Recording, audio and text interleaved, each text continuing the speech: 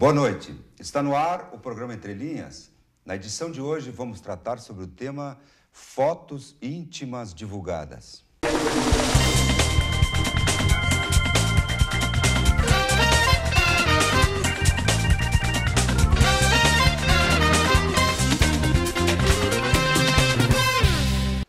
Converso hoje com Bárbara Graciola e Bárbara Malagi.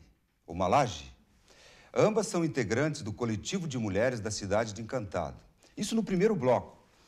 Nos demais blocos nós vamos conversar com o psicólogo Sérgio Pesce, bem como com o promotor de justiça, Dr. Sérgio Diefenbach, promotor da Infância e Juventude do Ministério Público aqui da cidade de Lajeado. Bem, boa noite, meninas. Boa noite. Sejam bem-vindas. Me permite chamar de meninas, são meninas. O tema parece estranho do programa de hoje, fotos íntimas divulgadas, mas é um tema de extrema importância e atualidade. É um caso, um fato que ocorreu na cidade de Encantado e sobre essa situação decorrente dessa publicação das fotos íntimas divulgadas, inclusive com o registro policial, é que nós vamos tratar no programa de hoje. Vamos saber o que ocorreu, o que o coletivo de vocês está fazendo e, no segundo momento do programa, vamos ver as consequências psicológicas e criminais decorrentes desses fatos que estão ocorrendo na cidade que vocês estão vindo, no caso, Cidade Encantada. Bem, meninas, essa divulgação de fotos íntimas na internet, o que dá para contar para o nosso público a respeito? Como surgiu? Foi um grupo? Enfim.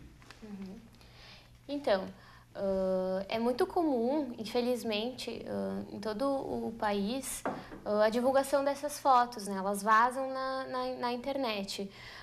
O que acontece? Existe uma relação de confiança onde o rapaz ou a menina se deixa fotografar, se deixa filmar, né, uma atitude de confiança, e essa confiança é quebrada e é repassada através dos grupos de WhatsApp. E aí nós tivemos o caso de Encantado, de um grupo que ajudou a fomentar, a aumentar a repercussão e o vazamento dessas fotos. Esse grupo, ele é formado por pessoas da comunidade de Encantado, especificamente. E esse grupo, ele formou, então, especificamente com que objetivo eles fizeram? O objetivo, então, de compartilhar fotos de meninas de Encantado e região, nuas ou seminuas. E também contatos e preços de garotas de programa. Esse fato, inclusive, está publicado num jornal local, é isso? Sim. O grupo, no caso, não escondeu os seus objetivos? Não. Inclusive, deixando isso bem claro através das próprias redes sociais, né, onde eles compartilhavam com expressões de sou mesmo desse grupo e as meninas que são as culpadas, tiraram as fotos porque quiseram e que não iam mudar de opinião e iam seguir com esse grupo. Tá, em razão disso, o que ocorreu? Algumas meninas, não sei quantas, vocês podem nos dizer? Hoje, em torno de 83 meninas fazem parte do coletivo. Não, isso é um coletivo. Eu quero saber que foram publicadas, que meninas que procuraram ou fizeram um registro policial. Sim. Por terem sido publicadas as fotos. Duas tiveram meninas coragem? Tiveram foram fazer a ocorrência. Inclusive, uma delas é menor de idade. E essa aqui teve o boletim vazado também, né? Uma foto do boletim de ocorrência que também vazou. Da própria Polícia Civil, esse boletim de ocorrência vazou. E isso deu uma repercussão maior ainda? Inclusive, nós ouvimos que parece que já sabem quem foi o responsável e já tomaram as medidas cabíveis para essa pessoa que ajudou a divulgar o boletim de ocorrência. Pois bem, a Bárbara Malagi, ok? Isso. Você nos contou antes do programa que você estuda num colégio lá de Encantado, onde tem meninas que foram vítimas. Que idade essas vítimas têm? Isso, então, em média de 13 anos, né? Essas meninas que também foram vítimas desses rapazes que espalharam suas fotos, né? 12, 13 anos? 13 anos, né? 13 anos. Inclusive, temos relato da professora delas dizendo que uma dessas meninas, inclusive, cortou seus pulsos, foi parar no hospital, perdeu toda a vontade de ir para a aula, não tem mais coragem. E o pior de tudo é que ela ainda se sente culpada, né? Ela se sente culpada pelo vazamento da sua intimidade, pela publicação da sua intimidade. E essa menina, ela tinha ciência de que estava sendo filmada ou fotografada? Foi por confiança um namorado? Isso. Segundo o relato... O que a gente tem, né, é que esse menino teria mandado uma foto dele e dito, agora manda uma tua, né? Então ela confiou, né, achou que como era uma pessoa que ela gostava e confiava, ela mandou e acabou que essa foto acabou se espalhando. Ele acabou traindo essa confiança e divulgando essas fotos. E a sociedade ainda encara isso como algo perverso para a mulher. A sexualidade da mulher é vista com maus olhos pela sociedade. Enquanto que, do outro lado, se naturaliza o sexo masculino como algo viril, instintivo, enquanto que da mulher... se culpa a sexualidade dela, então ela perde esse direito de exercer a sua sexualidade. Claro, não é o caso dessa menina de 12, 13 anos, porque ela é bastante jovem, então é diferente, é um pouco diferente do caso da mulher de 24 anos, né? Porque isso já envolve outros problemas. Agora, com relação à mulher de 24 anos, é puramente por moralismo da sociedade de não tolerar que ela tenha prazer, que ela tenha sua sexualidade. Agora, diferente do caso da menor de idade, que aí envolve toda aquela questão do abuso, né? Talvez ela não tenha essa consciência. Ela mesma disse, né, no relato, a professora leu, que ela não sabia, ela não tinha consciência de que uma foto poderia gerar tudo que isso causou na vida dela. Então, ela não tinha essa consciência. Essas que fizeram o registro policial, é uma dessas que nós estamos citando? Vocês referiram? As que fizeram são de maior idade?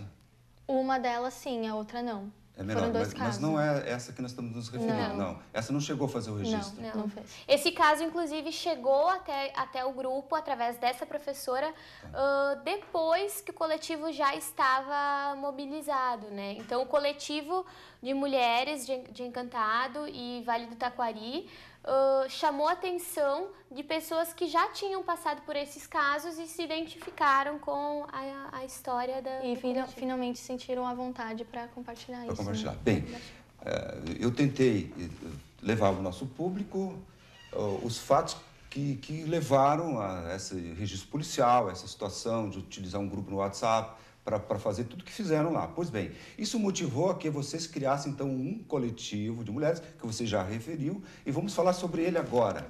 Vocês fundaram com que objetivo, quantos membros hoje, como está andando a luta de vocês? Enfim, fiquem à vontade para... Tá, então, a gente criou esse coletivo, né? Então, esse vazamento das fotos foi um estopim, como foi comentado antes, para que a gente resolvesse, então, abrir a boca, né? Para mostrar que isso está acontecendo e as pessoas não estão dando a devida atenção, exato, né? A devida atenção que merecia, né? Como a Bárbara colocou, o coletivo, então, ele vai buscar trazer um contraponto do senso comum, da opinião da população que busca fazer esse linchamento moral com as meninas. Então, o coletivo está se articulando para que a gente tenha assessoria jurídica para auxiliar essas mulheres, bem como psicológico, né? Nós estamos nos articulando para dar todo esse apoio, esse amparo, né? Porque a gente precisa fazer esse enfrentamento. E, através dessa mobilização do coletivo, no dia 14 de maio, nós tivemos em Encantado a presença do Comitê de Cidadania, da Comissão de Cidadania e Direitos Humanos do Estado, contando com a presença também da deputada Manuela Dávila. E lá nós discutimos que ações que a gente vai tomar enquanto comunidade, que ações que a gente vai tomar para que esses crimes não se banalizem, porque classifica-se como uma violência de gênero, como a própria deputada Manuela Dávila falou. É uma violência de gênero tão cruel quanto os crimes comuns de agressão física, estupro, porque é uma violência, não deixa de ser uma violência. Vocês têm alguma página no Face ou um site para as pessoas que estão nos ouvindo que gostaria de entrar em contato? Sim, então a gente tem a página, né, do coletivo, que é Coletivo de Mulheres de Encantado e Vale do Taquari, onde quem precisar entrar em contato com a gente pode mandar mensagem nessa página que a gente vai... E no Face? Através do Facebook. Do Face. Isso, é o Coletivo de Mulheres de Encantado e Vale do Taquari, né? Ok. Daí é só entrar em contato que vão... Temos várias informações na página, inclusive a gente compartilha textos acerca do feminismo, do que é ser mulher, o que representa ser mulher na sociedade atual. Então a gente busca fazer essa reflexão crítica sobre esses acontecimentos para buscar formas de conquistarmos mais espaço, mais igualdade de gênero, né? Vocês são quantos membros atualmente? Cerca de 83 mulheres estão nesse Você reúne coletivo. periodicamente? Através das redes sociais. Organizaram uma direção? Tem uma presidente, alguma coisa assim? Não. Ainda não? Não, então, a gente tem, assim, essa coisa de, como é um coletivo, a gente é como se a gente se colocasse sempre como nós, né? Nunca eu. Tipo, eu nunca vou falar, né, como presidente ou algo superior. Todas, né? O nosso coletivo justamente ele existe para fazer uma crítica a essa hierarquia, né? Portanto, nós somos um grupo horizontal. Ok. Apenas algumas que, digamos assim, assumisse alguma tarefa para melhor organizar, avisar, para chamar para reuniões, para organizar palestras, enfim, não sei. Mas essa é a forma que vocês nós vão... temos uma organização interna. Nós temos uma organização interna de grupos de trabalho, né? Por exemplo, as meninas da comunicação, existem as meninas que podem dar uma assessoria jurídica, psicológica, né? Como trabalhar também essas questões em sala de aula, enfim. Nós estamos nos articulando para fazer um trabalho legal na comunidade, de conscientização. Pois bem, chegamos ao final do primeiro bloco do nosso programa de hoje. Nós conversamos com Bárbara Graciola e Bárbara Malage, ambas integrantes do Coletivo de Mulheres de Encantado. Muito obrigado pela presença. Muito obrigada. Vamos a um rápido intervalo e retornamos em seguida.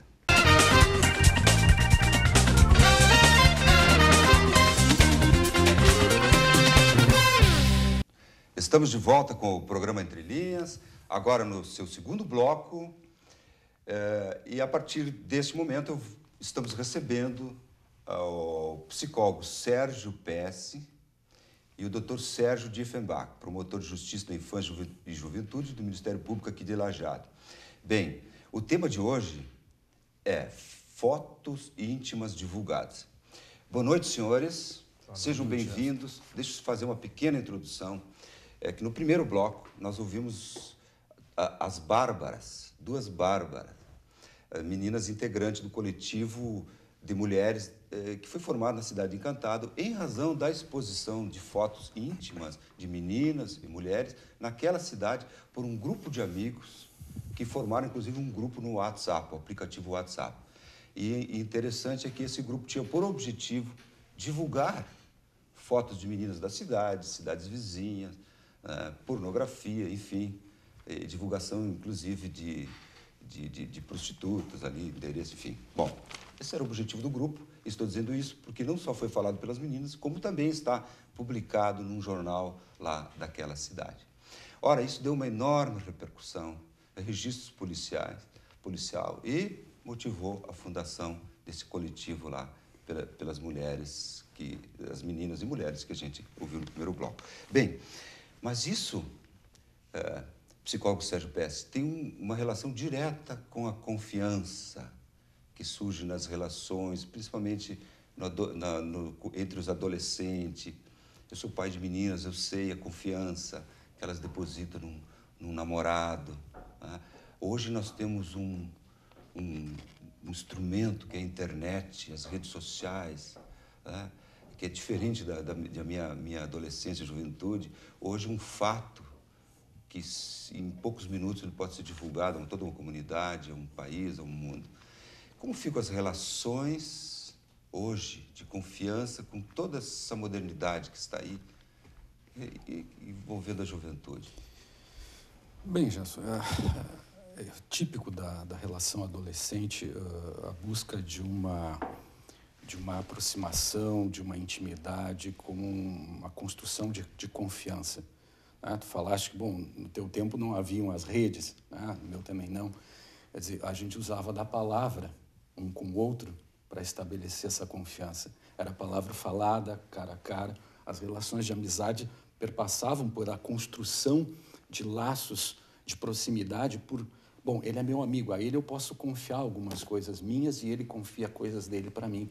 Então, isso fazia o fortalecimento dessa relação de amizade. Com o advento das redes sociais e, junto delas, o enaltecimento da imagem, nós temos, então, que essa busca de uma aproximação, de uma intimidade, de uma relação, estabelecimento de uma relação de confiança, está se dando através das redes, pela virtualidade. Não quer dizer que não haja ainda no contato pessoal, mas nós sabemos que hoje as redes ocupam muito dessas possibilidades de contato, de relação entre as pessoas. E ali também são postas imagens, não só palavras. As imagens, porque elas hoje estão muito valorizadas no sentido de dizer algo da pessoa e porque ela espera receber likes, ou seja, valorizações por as suas imagens. Evidentemente que uma pessoa, ao compartilhar uma imagem dela com a outra, não significa que ela está autorizando que aquela sua imagem viralize. Algumas sim, outras não. Então, a rede, ela hoje está aí, nos traz uma série de favorecimentos, mas também como nós vamos lidar com ela? Quais os mecanismos de proteção? Que regras nós vamos estabelecer de modo a preservar a nossa intimidade? E que aquelas trocas fiquem dentro desses limites, dentro desses marcos. E o que está acontecendo é uma ruptura e a exposição do outro. Seja porque eu, de repente, me desagradei, porque eu quero me vingar, porque eu não concordo, porque eu quero ganhar likes expondo o outro. Porque o ser humano, ele não é só constituído de pulsões amorosas. Ele também é constituído de agressividade, de violência e de destrutividade. Poxa, mas, doutor Pesce, o que ganha? Por exemplo, esse pessoal aí que formou um grupo e que o objetivo é expor meninas, mesmo que quebrando a confiança para conquistar a imagem. O que motiva essas pessoas? No seu íntimo, o que ganham com isso? Para a gente falar um pouco do que eles possam ganhar, Gerson, acho que é interessante a gente recorrer a um conceito que o Freud nos trouxe entre 1921 e 1930, que ele chamava do narcisismo das pequenas causas. E que é estranho, porque o nome, a frase narcisismo das pequenas causas traz um aspecto antitético. Porque o narcisismo é algo que implica um amor por si próprio e que ele, de repente, pode nos gerar um amalgamento, né, nos unir, e a diferença das pequenas causas é aquilo que pode nos separar. Vou me valer de um exemplo aqui, eu acho que o Sérgio não vai se importar. O Sérgio Diefenbach é gremista. Eu sou colorado. Então, nós temos, digamos assim, alguns espinhos diferenciados, digamos assim, do ponto de vista futebolístico. Já é quase bullying. Né? Mas isso não significa que essas nossas diferenças impeçam de nós convivermos e trocarmos e nos juntarmos a outras causas. Nós podemos sentarmos ou até irmos juntos no jogo de futebol hoje com as torcidas mistas, que é uma coisa muito interessante, porque até então, né, havia a separação rígida. Mas, então, se nós temos diferenças que nos levam a torcer por grupos diferentes, não significa que não podemos estar juntos numa outra situação por algo que nos une, que é a causa da criança e do adolescente. E poderíamos até, do ponto de vista do futebol, nos unirmos numa Copa para torcer pelo Brasil, né? Então, todos nós somos constituídos por forças que nos unem, mas também que nos afastam, né? Nós somos constituídos por algo de um amor por nós mesmos, que também nos leva a radarizar as diferenças, e elas aparecem, evidentemente, nos outros. E essas diferenças nos causam inquietação. Não é à toa que irmãos brigam tanto, volta e meia, que nas relações de trabalho entre funcionários e chefias surjam atritos pelas diferenças das pequenas causas. E quer uma diferença que cause mais impacto do que a diferença corporal? Então, quando as pessoas se expõem, e evidentemente ali elas estão se expondo numa relação de confiabilidade, mas quando aquilo vai ser exposto, essa diferença corpórea, ela vai provocar efeitos no outro, de não necessariamente aceitação, e pelo contrário, muitas vezes, de agressividade, de ódio. Então, esse fenômeno que está acontecendo ali em Cantar, não é só ali que está acontecendo em várias outras regiões do Brasil e do mundo, de que as pessoas são intolerantes às diferenças, às pequenas diferenças, muitas vezes. Não? Quer dizer, o grupo ali assumiu um caráter de expor as mulheres naquilo que é algo de uma diferença corporal, porque eles publicam fotos delas nuas ou seminuas. Ou seja, isso faz questão para eles, naquilo que lhe é diferente. E eles não conseguem lidar bem com isso. Esse grupo de homens deve estar muito problemático, provavelmente muito inseguro de alguma questão consigo próprio. Por que tamanho ódio em relação a essas mulheres? A Alemanha nazista, né, formou uma massa de pessoas e escolheu algo para destinar seu ódio. E causou uma mortandade terrível. Ali, não necessariamente matam diretamente, mas fazem com que elas, na vulnerabilidade, no atingimento da estima, às vezes acabem se matando. Então, realmente, é algo muito grave esse acontecimento. E merece que se chame bastante atenção, e acho que tu dá de parabéns em divulgar isso no teu programa, porque isso precisa ser alardeado. Porque não é uma coisa pouca o que está acontecendo. É um ataque brutal às pessoas. O fato de alguém partilhar algo íntimo não significa que ela está autorizando que aquilo seja objeto do ódio do outro. Doutor Pérez, interessantíssimo o que você está dizendo. Eu estava aqui raciocinando. Essas pessoas que fizeram isso, elas têm consciência do mal que possa estar causando a menina, as relações daquela menina, aquela mulher exposta, a família dessa menina? Não necessariamente, porque essa manifestação de ódio ela fica difusa. Não necessariamente cada um dos membros individualmente vai ter alguma consciência do que aquilo pode provocar de efeito. A princípio fica um ódio difuso, é um ataque genérico. Querem causar, impingir alguma dor, querem que o outro se sinta mal. E é uma coisa absurda, porque ao divulgarem essas fotos, quer dizer, é algo que diz respeito também à vida deles, nas suas relações íntimas. Mas elegem o outro, no caso, as mulheres, para serem, então, o destinatário da sua violência, da sua agressividade, do seu ódio.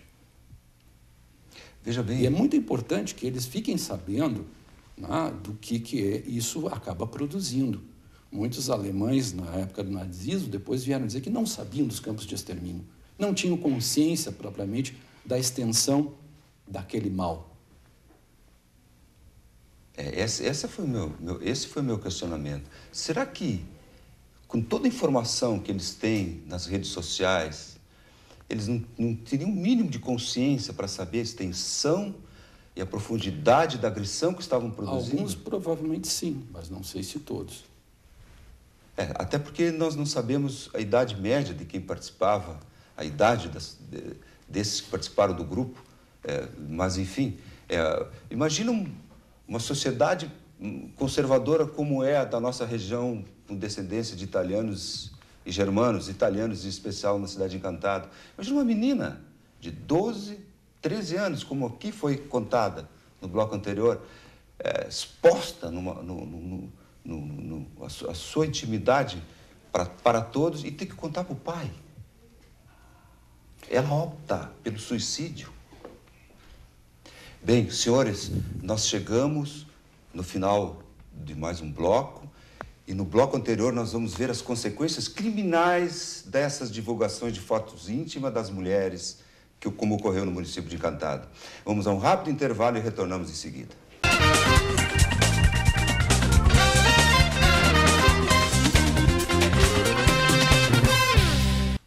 Estamos de volta com o programa Entre Linhas, agora no seu terceiro bloco. Estamos tratando hoje sobre o tema fotos íntimas divulgadas e contamos neste bloco com a presença do psicólogo Sérgio Pesce e do promotor de justiça aqui de Lajeado, Infância e Juventude, Dr. Sérgio Diefenbach. Bem, nós vimos já os aspectos, alguma coisa sobre a questão psicológica, aspectos psicológicos, e agora vamos para a questão legal, né? Doutor Sérgio, qual é a consequência, o que a lei prevê no aspecto criminal ou civil, enfim, relacionado à divulgação de fotos íntimas ou com essa quebra da confiança, enfim, tudo que a gente viu no bloco anterior? Boa noite Zanquetin, boa noite Sérgio, boa noite a todos os telespectadores. Esse tema trazido ao debate hoje, ele é muito atual, embora não seja novo. Na verdade, esse desejo de exposição, de espezinhar o outro, ele é algo que acompanha a humanidade.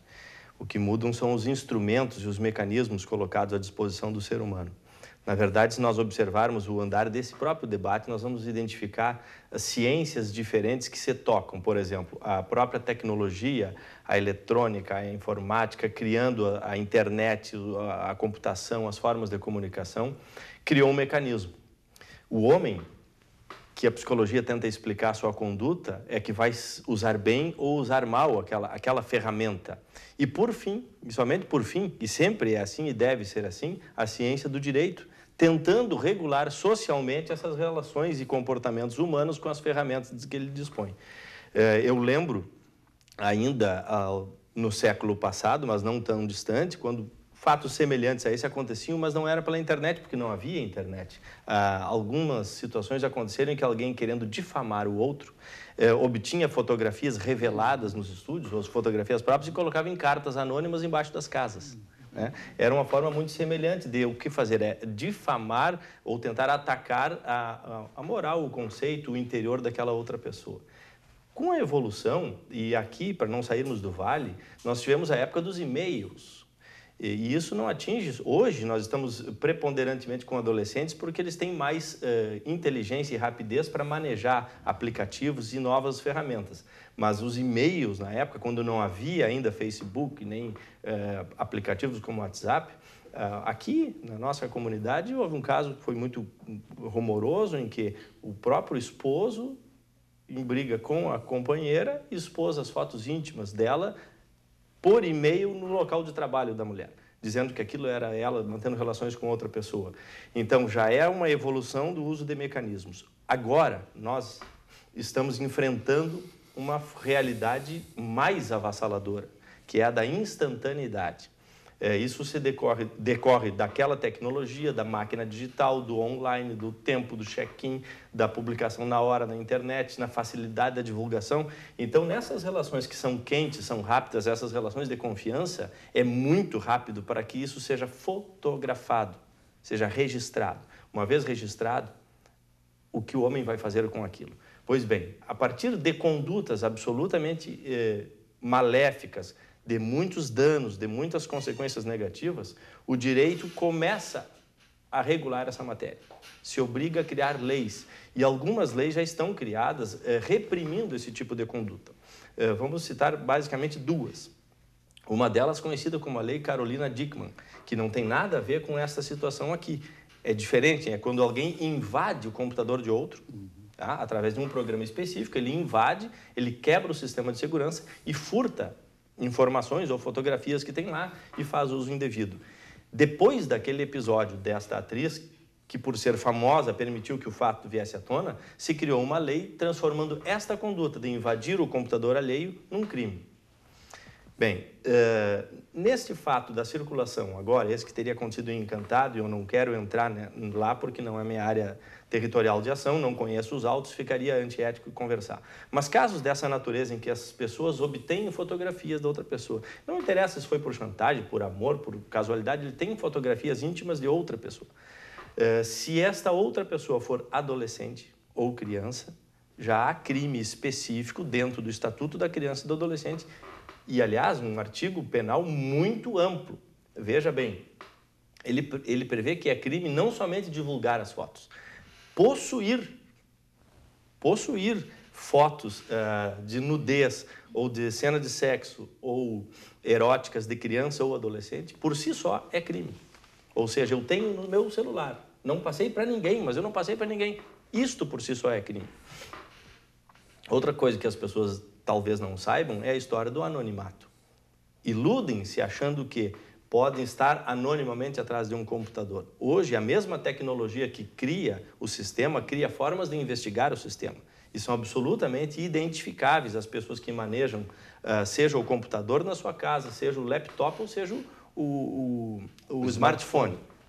A pessoa, não, mas então eu vou numa lan house. Se vocês acompanharam na imprensa nacional, questão de 2 semanas atrás, uma operação da Polícia Civil, acho que foi de São Paulo, apreendeu um sujeito dentro de uma lan house, porque se identificou o IP, a identidade do computador que estava gerando aquilo, se identificou que era de uma lan house, você fez a famosa campana, ficaram guardando. No momento que aquele computador entrou num site publicando coisas indevidas, o sujeito foi preso em flagrante.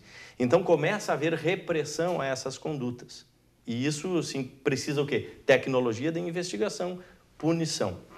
Porém, Zanquetin e Sérgio, aí vocês vão concordar comigo, e as meninas que estavam falando antes, a punição não resolve essa questão. A punição não resolve a questão. São penas médias, tem penas de 3 anos, penas de 1 ano, talvez o sujeito nem para a cadeia efetivamente vá. O mais grave disso tudo é o dano que a pessoa sofreu. E não só a própria adolescente, quanto, como vocês comentavam, a própria família daquele jovem ou daquela mulher, não precisa ser adolescente, daquela pessoa. E isso pode se inverter, daqui a uns dias pode ser um homem que está sendo exposto. Em uma situação parecida, digamos que o homem tenha sofrido de disfunção erétil e seja ali fotografado e exposto publicamente. É o inverso da moeda, por que não? Né? Então, é a exposição da intimidade alheia. Estas pessoas que sofrem isso, este dano, ele é praticamente irreparável. Existe, pela lei, a possibilidade da chamada indenização por dano moral. A indenização por dano moral nada mais é do que uma tentativa de transformar em dinheiro um dano subjetivo. Isso, na prática, ele é impossível, mas é uma tentativa. Um professor, uma vez comentava sobre alguém que sofreu dano moral. Ora, eu prefiro ser feliz viajando para Paris do que ter que ser feliz dentro do meu quarto. Então, é uma tentativa de compensação financeira àquele que causou o dano moral. Então, cada um desses que propagou foto íntima sem autorização, ele está causando dano moral ao outro e está sujeito a indenizar aquela pessoa e aquela família. Se ele vai ter recursos e patrimônio para isso, é outra história, mas essa obrigação existe. Uma outra questão que às vezes as pessoas não se dão conta é que se o autor dessas divulgações for adolescente, o responsável civil, o responsável patrimonial por isso, é o pai do adolescente. Então, tem repercussões jurídicas, há repercussões jurídicas muito fortes que podem gerar desdobramentos extremamente desagradáveis para quem se aventura nesta brincadeira, agressão envolvendo esta ferramenta que é nova, que se chama internet, Facebook, redes sociais, WhatsApp, Snapchat, enfim, criar-se-ão outros com a evolução e nós temos que estar sempre preparados para isso. O direito pode fazer o quê? Tentar reprimir o ilícito. O ideal seria que conseguíssemos prevenir, no sentido da prevenção, aí a existência desses grupos sociais. Conscientização, debate, esclarecimento, estas questões não se resolvem. Muitos pais pensam assim, não, então eu vou proibir a internet na minha casa, vou queimar a máquina fotográfica. Não. Isso se resolve com esclarecimento, com imersão na nova tecnologia. Debate, trazer à tona esta função social que esse grupo social, esse coletivo de mulheres está exercendo, ele é fundamental, porque ele traz de uma maneira impessoal e saudável um debate que é extremamente necessário. Só quem tem contato com uma vítima ou com uma família de uma vítima que sofreu situação dessas pode ter a dimensão do tamanho do dano que causa. Nós não precisamos falar em suicídio, mas podemos falar em depressão, em tristeza, em empobrecimento, em mudança da cidade, em uma série de consequências irreversíveis na vida de uma pessoa. Às vezes por uma brincadeira, por um mau gosto, por uma atitude criminosa e impensada de um ou de um grupo de pessoas.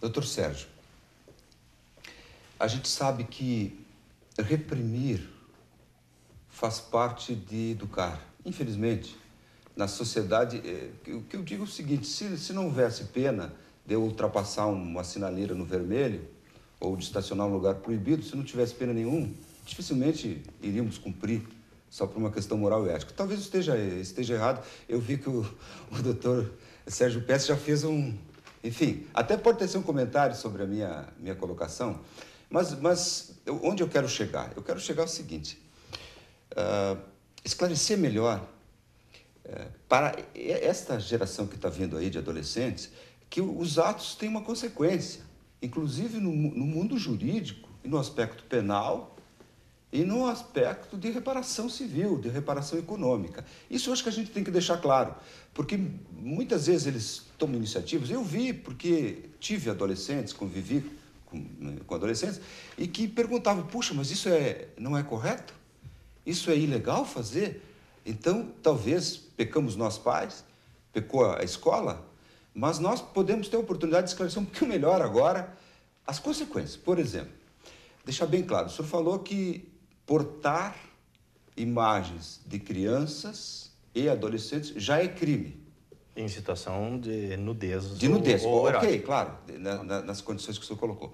Só para esclarecer melhor, então, criança é considerado pelo Estatuto da Criança e Adolescente até com idade e adolescente até que idade? Criança até 12 anos e adolescente até os 18 anos. Até os 18 anos. Portanto, então fica bem claro quem está ouvindo. Perfeito. E outra, né, o Sérgio Pérez, que trabalha aqui em Lajeado com a execução de medidas socioeducativas, e a gente tem a obrigação de esclarecer, porque esse público adolescente mexe muito com isso, o adolescente responde sim por esse fato. Tá? Dos 12 aos 18, se ele estiver divulgando ou tendo ou participando do grupo dessa natureza identificado, ele vai responder por um ato infracional equivalente a este crime. E vai ter que cumprir medida socioeducativa perante a Justiça da Infância e Juventude. Bom, doutor Sérgio, eu fui avisado, nós vamos então para mais um intervalo e no retorno dele nós vamos aprofundar não só essa questão da consequência criminal e de reparação civil, bem como de aspectos psicológicos. O programa Entre Linhas retorna em seguida.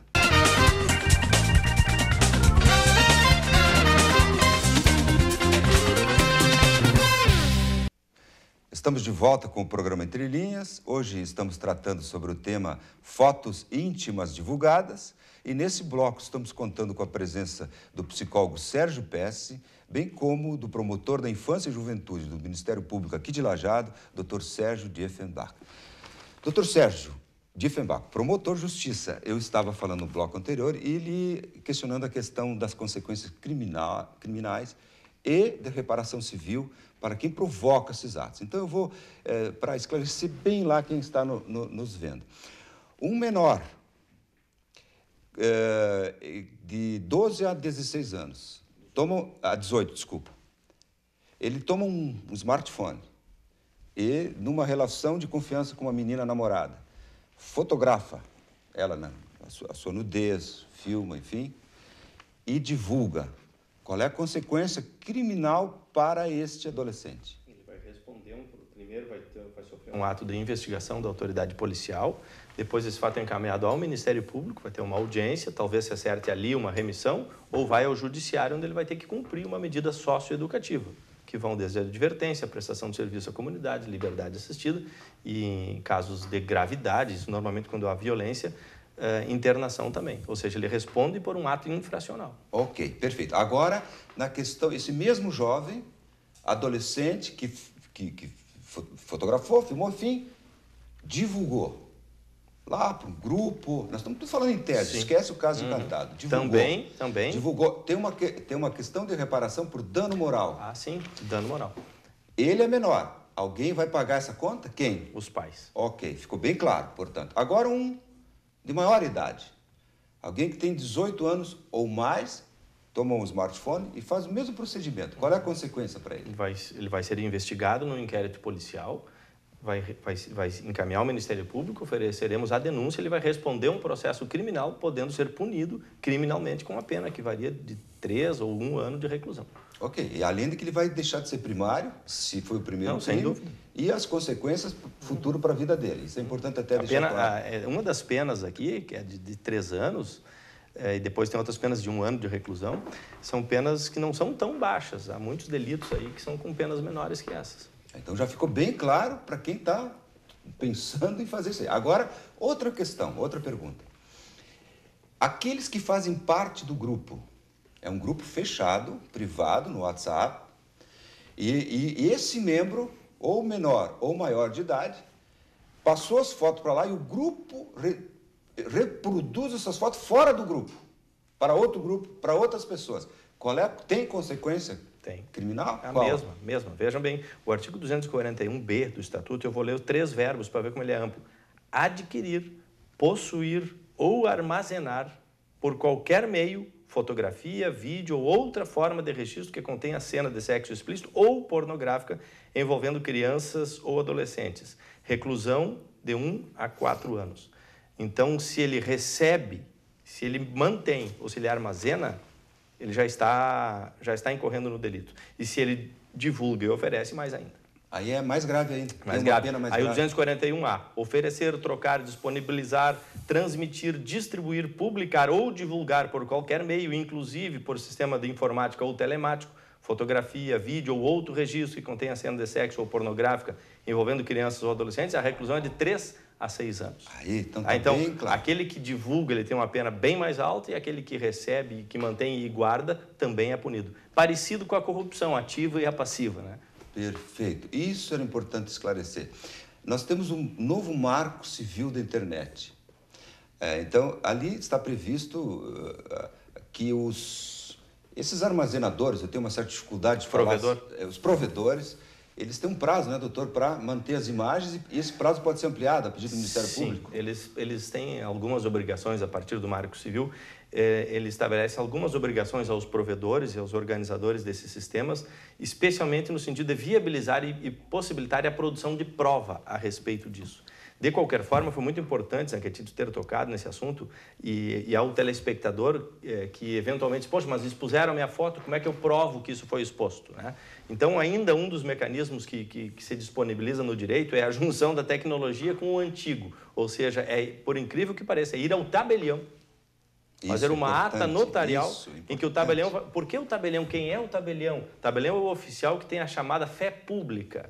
A fé pública é aquele caráter oficial que ele vai atestar que é verdade aquilo que está sendo dito. Ou seja, não fui eu que fiz uma montagem no meu computador e inventei que o Sérgio Pesce me mandou. Eu vou levar o tabelião, ele vai certificar que naquele dia, até lá, naquela página, naquele aplicativo foi publicada a foto X. É uma maneira de garantir produção de prova para consequências futuras. Isso é importante, doutor. Isso eu acho que até nós temos que ressaltar. Uma menina que... Além, obviamente, e a autoridade policial, que também vai fazer a investigação. Veja se eu vou tentar traduzir de uma forma mais simples, ver se eu estou errado ou não. A menina que se sente ofendida, ela tem lá uma conversa no WhatsApp ou no seu e-mail. Isso é possível que perca o celular, como ocorre, enfim. E para não perder aquela prova, então ela pode se dirigir ao tabelião da sua cidade e vai lá e pede para fazer uma ata notarial. O tabelião vai reproduzir tudo o que ele está vendo e esse documento escrito não se perde mais, ele vai ficar registrado e servirá de prova futura até para oferecer denúncias de caráter criminal, ou mesmo buscar uma reparação civil. É isso, doutor? Exatamente, especialmente no aspecto civil. Ok. Então, acho que de suma importância a gente dizer isso. Eu não sei se teria mais na questão de criminal, enfim. Por hora é isso aí. Tá.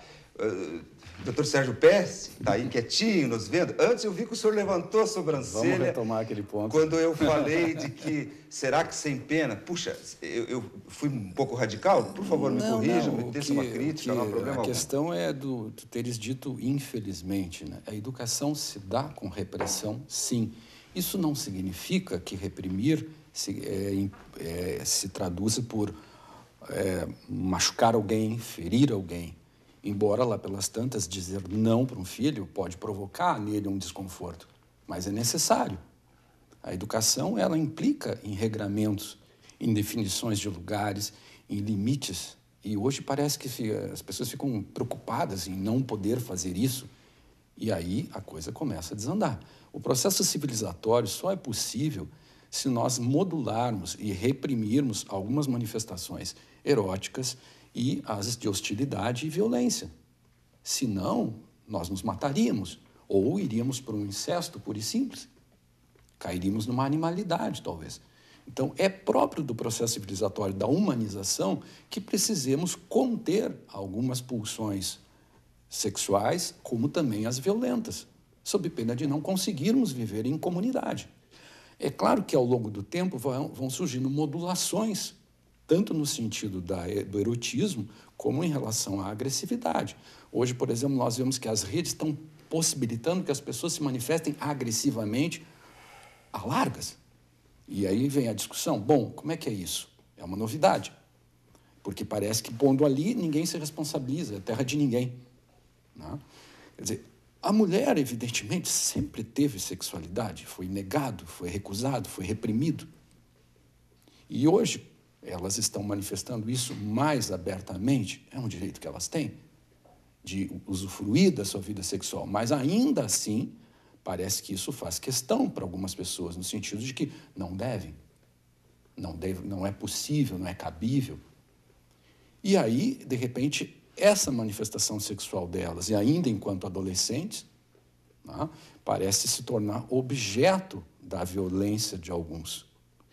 O ser humano não tem objeto definido para a satisfação das suas pulsões, sejam elas eróticas, sejam elas violentas, diferentemente do animal.